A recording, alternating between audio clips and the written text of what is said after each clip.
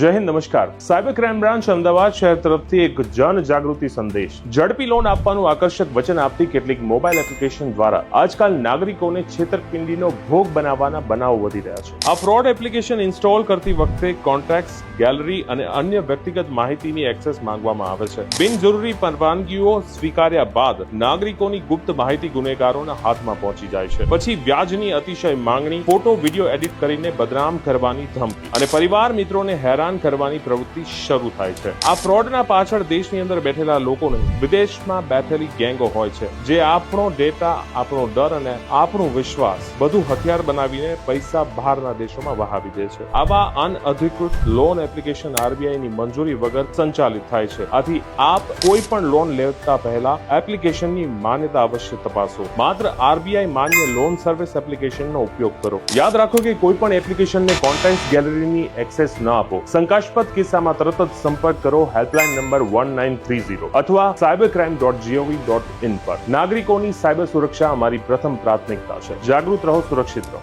Cyber ક્રાઇમની તમામ update માટે અત્યારે જ ફોલો કરો અમદાવાદ સાયબર ક્રાઇમના પેજ.